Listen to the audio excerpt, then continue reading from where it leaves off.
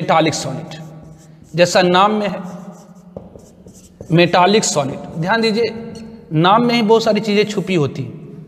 Science एक systematic study है और इसमें जो नाम ही होता उसके अंदर बहुत सारी चीज़ें छुपी होती है। तो जैसे मेटालिक सॉलिड है, तो मेटालिक मतलब मेटल वाली सॉलिड। तो मेटालिक सॉलिड क्या है? तो वह सॉलिड मतलब मेटल वाले सॉलिड। मेटालिक सॉलिड मतलब मेटल वाले सॉलिड, जैसे एल्युमिनियम है, सोडियम है, मैग्नीशियम है, आयरन है, कॉपर है, ये सब क्या है? तो मेटालिक सॉलिड। तो मेटालिक सॉलिड में इन metallic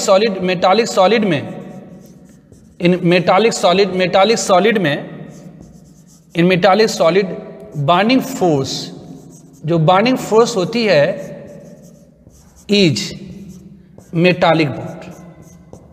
binding force is the metallic bond. तो मेटालिक सॉलिड में जो बाइंडिंग फोर्स होती है that is a metallic bond होती है। तो बाइंडिंग मेटालिक सॉलिड में जो बाइंडिंग फोर्स होती है that is the metallic bond. ये मेटालिक बॉन्ड क्या होती है? तो लिख देता हूं मैं, ये मेटालिक बॉन्ड क्या होती है? Metallic bond. तो strong electrostatic attraction, metallic bond क्या होती है? तो strong electrostatic attraction, strong electrostatic attraction between metal ion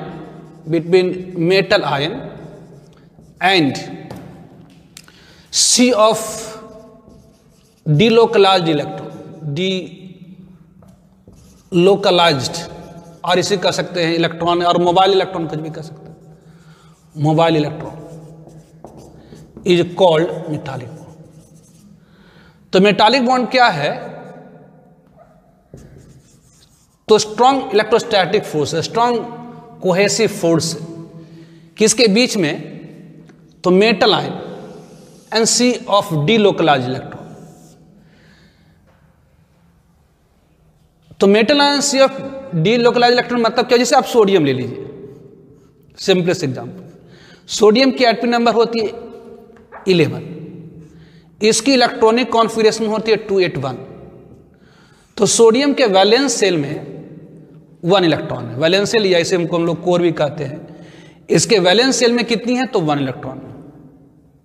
अब जानते हैं जो मेटल की आयनाइज एनर्जी होती है बहुत ही कम होती है। आयनाइज एनर्जी मतलब इलेक्ट्रॉन को निकालने में लगी एनर्जी।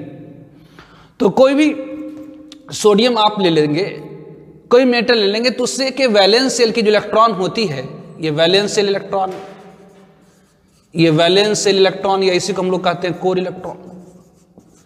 तो कोई भी मेटल यदि आप ले लेते हैं तो मेटल के जो वैलेंस सेल की जो इलेक्ट्रॉन होती है वो आसानी से निकल जाता है। कोई भी अगर आप मेटल ले लेंगे तो उसके वैलेंस सेल की जो इलेक्ट्रॉन होती है वो निकल जाती है और घूमने लगती है। तो घूमने को क्या कहते हैं? डीलोकलाइज। लोकलाइज मतलब एक जगह रहना, डीलोकलाइज मतलब घूमना। तो कोई मेटल के वैलेंस सेल की जो इलेक्ट्रॉन होती है वो आसानी से निकल जाता है क्योंकि उसकी आयनाइज एनर्जी कम होती है, और इलेक्ट्रॉन निकल करके ये डीलोकलाइज हो जाता है और ये बना देता है क्या? तो सी ऑफ इलेक्ट्रॉन्स, मतलब इलेक्ट्रॉन का एक समुद्र बन गया। और इन इलेक्ट्रॉन्स के बीच में और पॉजिटिव आयन के बीच, मतलब मेटल आयन के बीच में, इलेक्ट्रॉन्स और मेटल आयन के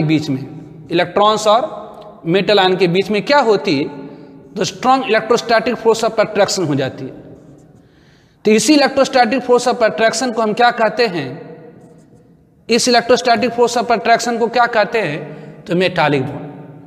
तो कोई भी मेटल यदि आप लेंगे तो जो मेटल के वैलेंस सेल के इलेक्ट्रॉन, इसे हम कोर इलेक्ट्रॉन भी कहते हैं। Core electron it is called kernel electron. इसे क्या कहते हैं? Kernel electron. It is a core electron, it is a kernel electron. तो किसी भी मेटल के वैलेंस सेल के इलेक्ट्रॉन जो कोर इलेक्ट्रॉन होता है वो मोबाइल कहते हैं, मोबाइल होता है, डीलोकलाइज हो जाता है और फॉर्म करता है सी ऑफ इलेक्ट्रॉन। मतलब मेटल आयन बन गई, सी ऑफ इलेक्ट्रॉन बन गया, मेटल आयन बन गई, सी ऑफ इलेक्ट्रॉन बन गया। तो इस मेटल आयन और सी ऑफ इलेक्ट्रॉन के बीच में जो इलेक्ट्रोस्टैटिक अट्रैक्शन होती है इसी को हम क्या कहते हैं? तो मेटालिक बॉन्ड।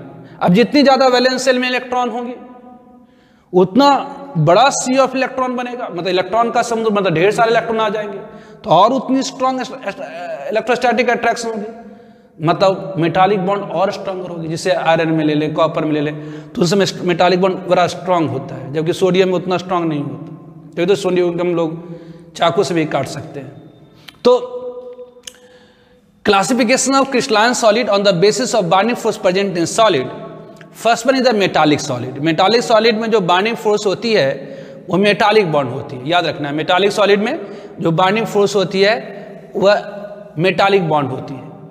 तो ये मेटालिक बॉन्ड क्या है? तो strong electrostatic attraction between metal and sea of electron या सी ऑफ डीलोकलाइज्ड इलेक्ट्रॉन या mobile electron is called metallic bond. तो मेटालिक बॉन्ड क्या है? तो इलेक्ट्रोस्टैटिक अट्रैक्शन है किसके बीच में? तो मेटल आयन और सी ऑफ इलेक्ट्रॉन के बीच में। कि कैसे होता? तो मेटल के वैलेंस से लेकर इलेक्ट्रॉन बाहर निकल आती है और सी ऑफ इलेक्ट्रॉन बनाता है, metal ion sea of electron, metal ion sea of electron. तो इसके बीच में क्या होती? तो स्ट्रॉन्ग इलेक्ट्रोस्टैटिक अट्रैक्शन होती है, that is called metallic bond. जितनी ज्यादा मेटल के वैलेंस शेल में इलेक्ट्रॉन होगी उतनी ज्यादा सी ऑफ इलेक्ट्रॉन होगी, मतलब उतनी स्ट्रॉन्गर मेटालिक बॉन्ड होगी।